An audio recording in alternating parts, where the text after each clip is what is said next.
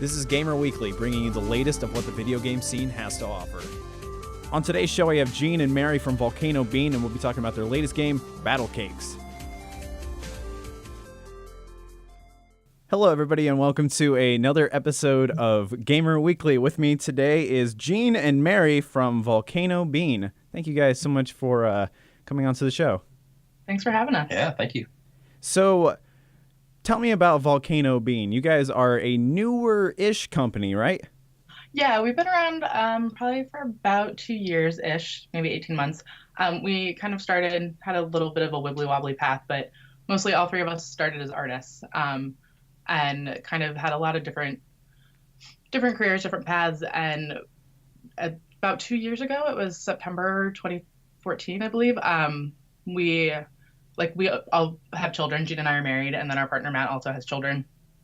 And watching our kids play games, we're like, maybe we could get into this whole, maybe we can make a game. That seems like a really fun thing to do. And we decided to make a very small game to get started, just to see if we like the process, go from start to finish, from concept to shipping it to mobile, because it was the most accessible. And we found out we really, really loved the process. And so that's kind of how we got started. Because I've noticed that your games are more family-friendly. Which is, I think is a pretty cool thing. So were you guys just basically I want to make games that would be really good for my kids?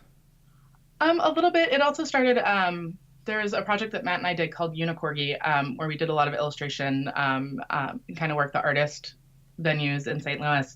And we had a coloring book called My First Dungeon Adventure. That is actually where the idea started, is I really one day wanted to turn that into an iPad app for our kids, because it just seemed like a really amazing project. And Matt's art is beautiful, and he just comes up with these amazing ideas. And so that's kind of where the idea started, was to make this coloring book that we had created into an app, so that our kids and other people could play.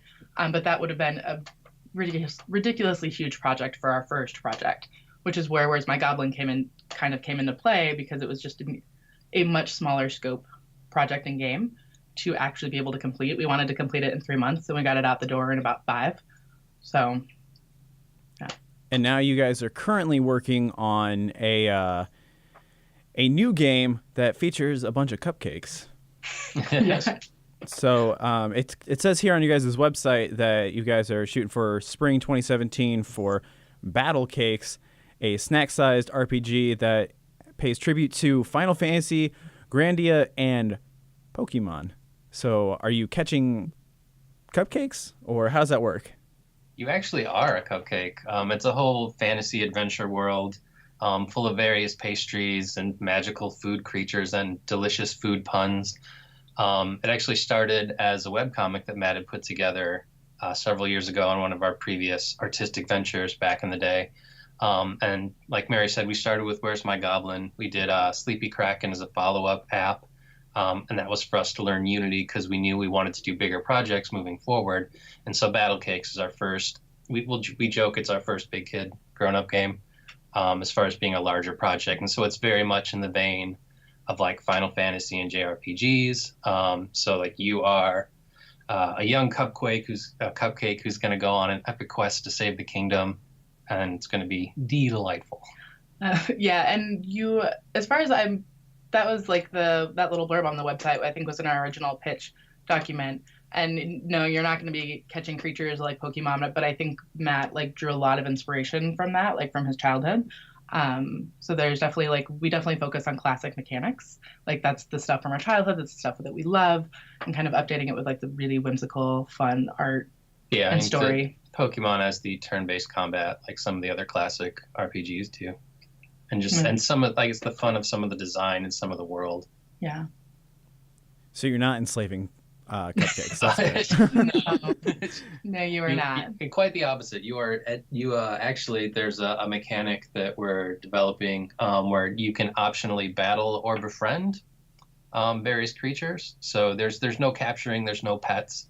But you don't just have to smack them over the head with your sword. You can actually, do more friendly gestures. And there's and it's still in development, but there's balloon animals and juggling and jokes. And there's ways to actually befriend the monsters for a different kind of challenge, so you can choose to save the day your way instead of just whacking everything to death. So it's kind of like because I played Yokai Watch a year ago, and they had a similar mechanic to that where it was like you offered them something and kind of made them more friendly towards you, like, hey, be my friend. I don't want to fight you. I want you to be on my team, please, please. And they never went with me because I always picked the wrong item. So. But yeah, a little bit like that. And eventually as well, like as you play through the game and you choose to fight or you choose to befriend, the way different NPCs will react to you will vary depending on kind of the way you've been playing the game. So hopefully it'll be very so more. Yeah. We've already gotten good feedback on it too. We've done public demos with the St. Louis Science Center, and people seem to be reacting pretty positively to that option so far. So I saw that too with you guys introducing your games at the St. Louis Science Center. How did you guys get that into works like that?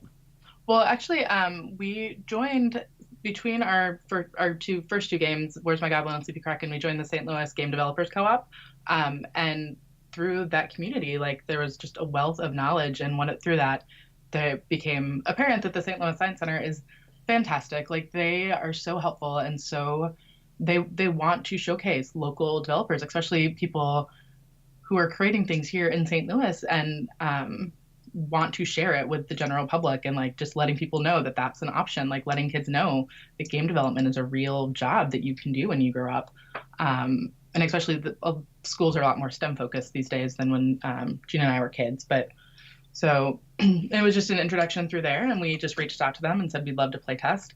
They do a thing called First Fridays. So the first Friday of every month, they have different vendors. It's a different theme, and they love to have different people there to like play test their stuff or sell their stuff, because it's just a bonus for them as well.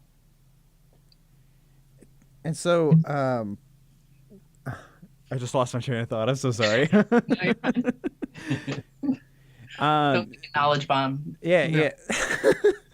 So with Battle Cakes too, is this going to be another mobile game as well? Eventually, we would like to put it on mobile, but we're focusing more on first putting it on console and PC. So it's going to come out on console first and then PC. That is the current plan. You know, things change, but if all goes well, yes, that is our current plan. So how do you go about like making like that kind of offer or something? How does that whole process work exactly? I mean, it's actually pretty standard. If you go to any of the websites, you can look at their, usually there's a section for people who want to become developers with any particular console. And you just kind of have to jump through the right hoops, which were not terribly hard. There's just certain like business aspects that certain companies are going to want different things from you about whether like you're incorporated or you're a sole proprietor, or, you know, lots of the really unfun businessy things. But other than that, like you really just kind of like jump through the hoops, and then we sent a pitch of our game and they were excited about it. So that is where we are. I mean, we're not. That's another thing that came about through, the relationships we have in the co-op, and also some of the encouragement from them. They said, hey, you should explore console, and they were able to point us in the direction of some links and some information. Yeah, which is all really nice. Actually pretty easy to find. There's also a ton of YouTube talks where pretty much almost every console, generally they will send a representative to any of the big game dev festivals around the country. And so there's actually several YouTube talks of the people reaching out at local festivals around the country, explaining how you become an indie developer on console. And it's, follow the steps that they lay out. And it's actually not too crazy. They have dedicated employees seeking out new indie properties, which is pretty exciting. And so, because you were talking about the festivals, and to my knowledge, like what you were saying before we started recording, you guys have a pretty heavy hand in the Pixel Pop Festival? No, like not a heavy hand. Okay, my bad. I'm sorry. That's okay. No, I've just started helping organizing the next year's festival. So it's actually run by Carol Mertz and Jeremy Johnson. We're the two people that have been organizing it for the last 3 years, doing a great job. And then they are trying to grow it. So they're just pulling in a few more people to help make it bigger, even better festival. So not a heavy hand, but a helping hand, A helping guiding. hand is a nice way to phrase Helping it. hand is exactly the goal. Yes, exactly. Just because, yeah, I was really super excited to learn about what a great community we have here, and so I really wanted to give back. Yeah, and the past 2 years, I mean, we missed the first one, but like the past two Pixel Bops have been a really great experience for us. So it's really exciting to see where that's headed. And we definitely, like, we're very much of the opinion that anything we can do to help it grow or be well known would be a super positive thing. And I mean, this festival, maybe we'll all be there and just be like, yo, what's up? Let's pass some business cards, see what's totally going on here.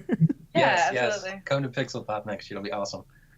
Everybody that's listening right now, make a trip to St. Louis. We're going to go to a festival. It's going to be awesome. Let's do it. Exactly. All the listeners. You'll see my booth there. It'll be in the corner, and it'll be a hand-drawn sign that says Gamer Weekly on it. And be like, hey, I think I've heard of that. And Nice. and then I mean, that's an aesthetic. You could just roll with it.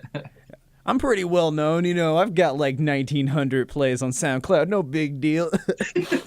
Everyone, bring your own lunch. You can all sit together. It'll be great. Yeah, absolutely. Bring me a lunch too, because I won't be able to afford it. So, what are some of the things that, what's some advice that you would give to people that are trying to break into the industry, especially as like a newer company? I think. So step one is start small. Yes. And this is, I mean, and Mary's very good about planning these things and looking ahead. Like right from the get-go, when we first started exploring, the idea of making an app, there was a very focused plan in terms of like, what can we actually complete in a very specific time frame? So we thought 3 months would be long enough to do something that was cool and enjoyable, but not so long that the project would drag on, because especially if you're kind of a creative person and you're prone to wanting to try new and different things, like the longer a project goes, the less likely you are to finish it, just 'cause it's easy to be distracted by other stuff. It can easily become a grind. But so right from the get-go, do something small, something you can finish. Learn what you can from it, then do another thing, and learn what you can from it, and then do another thing, and you can grow a little bit each time. Yeah, because even with Battle Cakes being our first big hit game, like in the scope of larger games, it's still fairly small. Yeah, like it'll not be a 60-hour. No, we're plus. hoping at the end it'll be like 5 to 15 hours is what we're shooting for gameplay. So we'll see where that ends up when we're done. But we're still like it's still going to be a fairly small project comparatively to a lot of things, just because we know we're only a 3-person team. We're actually only a part-time studio. I work full-time for us, but Gene and Matt both have other grown-up jobs. Yeah, and as well as this. So. And we're pulling in a little bit of freelance help where we can, but even that, like, being a small company, like we don't have a lot of money to throw at additional resources. So you got to be smart, about where you put your time, where you put your money. And that actually dovetails with another thought. Like as much as you can, like find other people, other developers, and like try to network with them, and not just network, but like try to form relationships. So if you're fortunate enough to be in the St. Louis area, definitely check out the St. Louis Game Dev Co-op. But even if you're not, there's forums, there's like, there might be local events you can go to. Don't get yourself stuck on a little island. Try to meet more people, learn from other people. And you can meet those people virtually too. Like if you're not in an area Sure. that has like a co-op or a place where people are meeting up in person, like I think you can find those communities online as well. But yeah, try to ask questions and really listen to people's answers and like learn what you can from other people who have already done it. I think is really the most helpful thing. Yeah, and along those lines, there's a slew of videos out there. GDC has a whole channel, a whole YouTube channel with all their talks. I know Butterscotch Shenanigans, a local developer group, they've got a lot of instructional videos and talks they've done. And even just like learning any particular game software, like there's all kinds of tutorials, like any technology you want to learn, like you can absolutely go online and find the resources to do it. Do you have any advice about Unity as well? Not specifically, other than, again, there's a slew of tutorials, there's a slew of resources. I think Mary mentioned earlier that we all started as artists, so we all have an art background. So I feel like we kind of flip-flopped how other game studios might do it, where we started as artists who weren't really programmers, and over time kind of became programmers. And again, that was an incremental thing, where maybe you'd learn like a simpler program, like we did Where's My Goblin and Corona SDK, which is a 2D mobile-specific platform. And then we wanted to, again, do larger projects moving forward. So we started learning about Unity. And Unity is something you can download free. There's, again, a slew of videos, and it's literally checking out their example projects, watching their video tutorials, just learning as much as you can online, and then experimenting. Like, do something small, make a tiny little thing where, oh, I've got a character who moved, and I used the keyboard to move him, and I made him jump, and like, that's a victory. That's a great thing.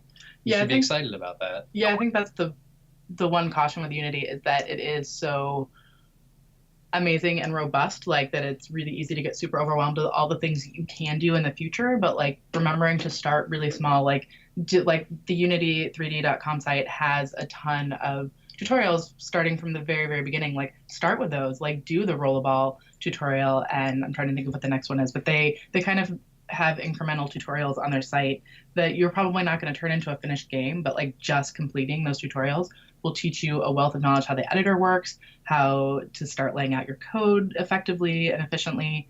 So yeah, again, I think the biggest takeaway from anything probably we're going to say is like start really small and manageable and grow from there. Like, because it's really easy to want to build your dream game, especially one that's like living in your head. Oh, for sure. And I'm going to do my dream RPG, or I'm going to do my MMORPG. It's like, no, you're not. Yeah. Like, so yeah, start really small and learn and just keep learning and seeking out resources.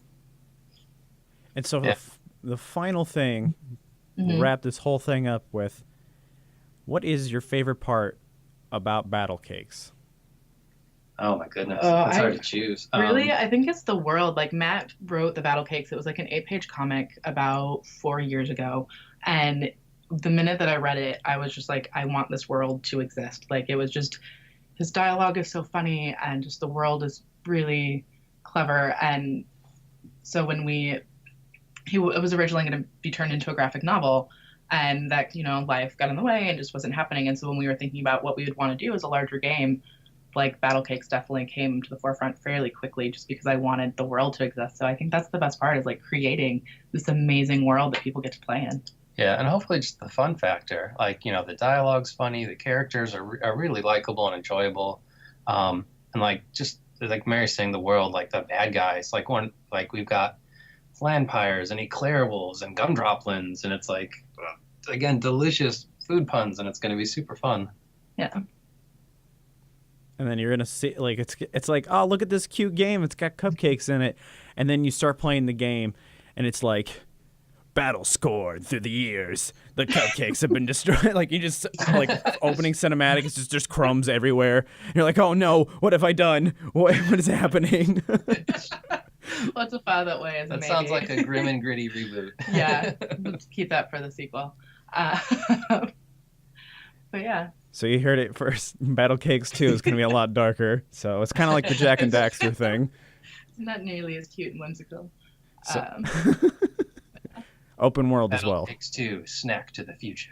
Ooh, there we go. That sounds like a nice tasty adventure happening there.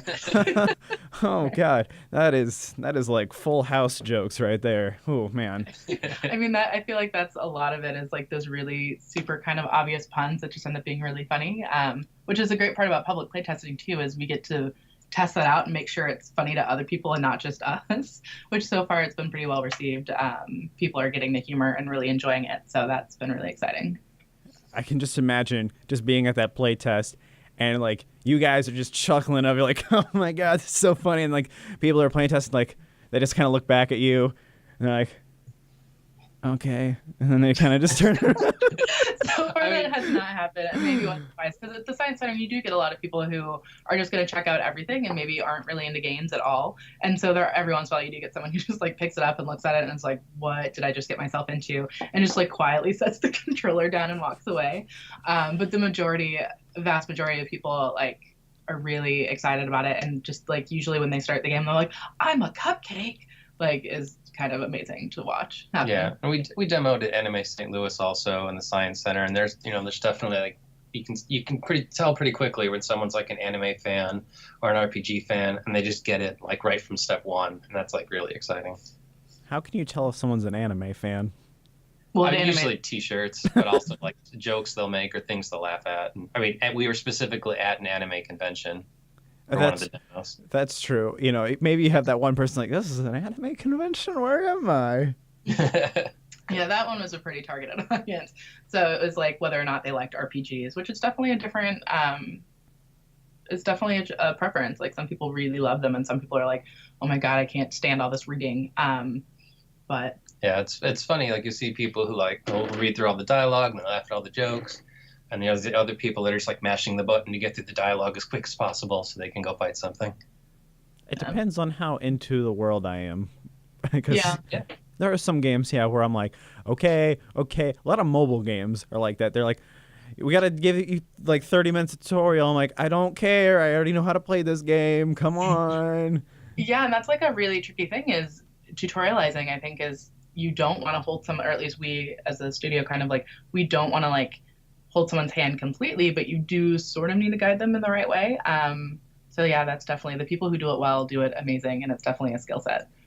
That's something you got to watch out for dialogue in general. Like you don't want to overload the reader with like so much stuff to read. Like, you know, you want to get plot points across, like, you know, get your jokes across.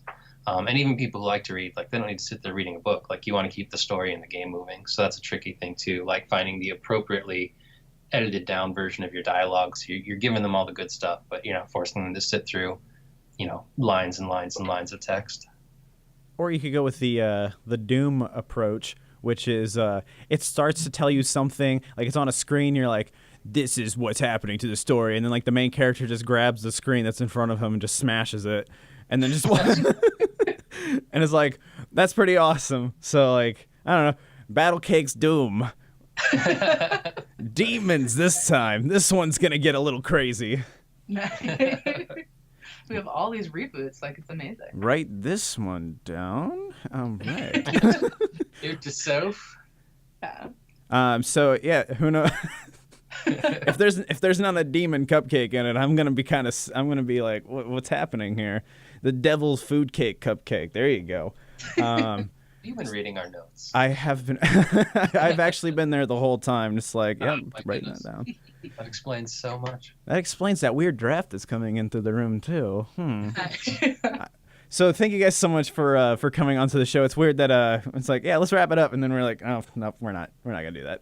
So sorry, we're chatting. No, it is fine. There was actually of all the criticism I've gotten so far for doing the show, there has been one guy who's like, I don't want to sit there and listen to this for 20 minutes. I'm like, have you never listened to a podcast before? Like, that's all it is. It's just like people chatting for like 40 minutes.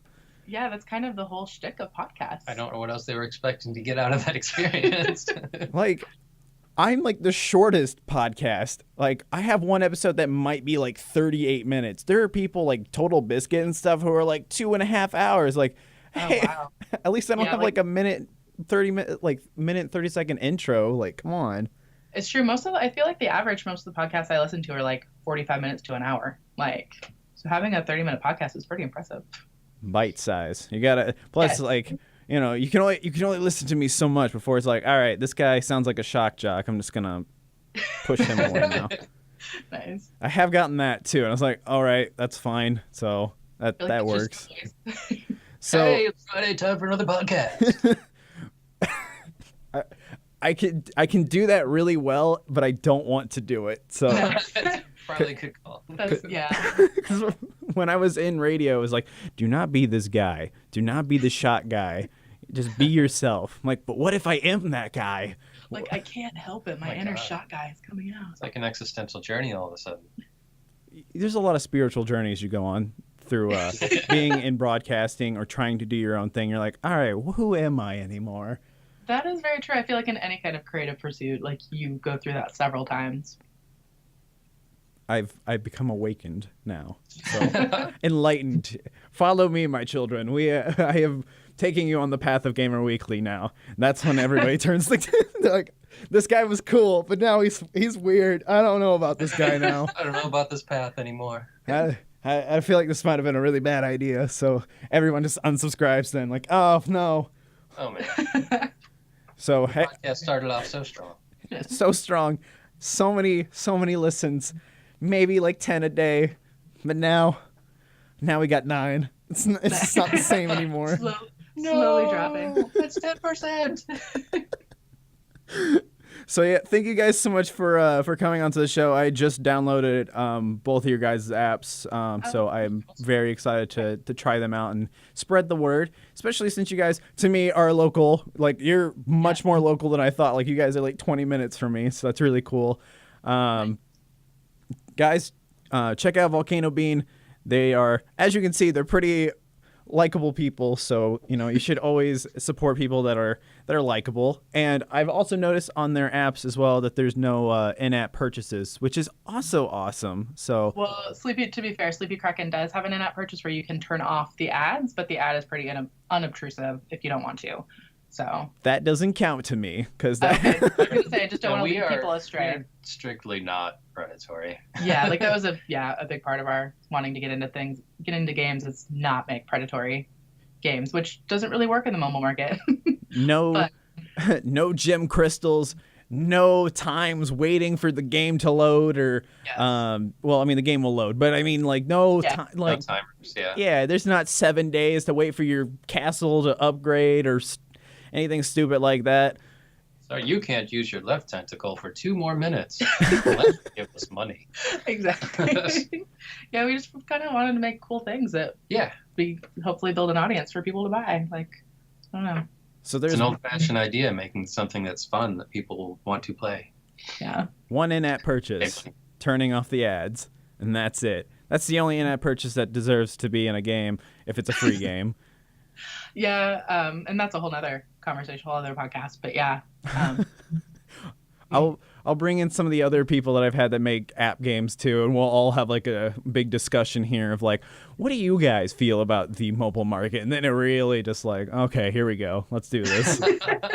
So yeah, that would be quite the discussion. That would be a lot longer than 20 minutes. It is a hard model, a hard business. Yeah, but it is worth it in the end. And if you want to check out their games, it's Where's My Goblin and then Sleepy Kraken as well, and it's great for all ages as well. So if you have like a 3 or 4-year-old that wants to play games, go for it, play that game as well. And plus they're not going to be able to buy anything except for like the ads will be turned off, so it's kind of a win there as well. So they're not going to buy 10,000 gummy crystals or whatever is in games now anymore. So thank you guys so much for coming on to the show, and hopefully we don't have any technical difficulties. That would really suck. We've been recording for a really long time. So well, thank you so much for having us. If you guys ever want to come back, by all means, come back. And if anybody out there who likes listening to the show, listen to the other episodes, because those episodes deserve just as much love as the other ones. And we also talked about Butterscotch Shenanigans, and they are awesome dudes as well. And I also had them way early on. So if you want to listen to them as well, check them out. But yes, Volcano Bean, thank you guys so much for coming onto the show. And for everyone else, thank you for listening, and goodbye.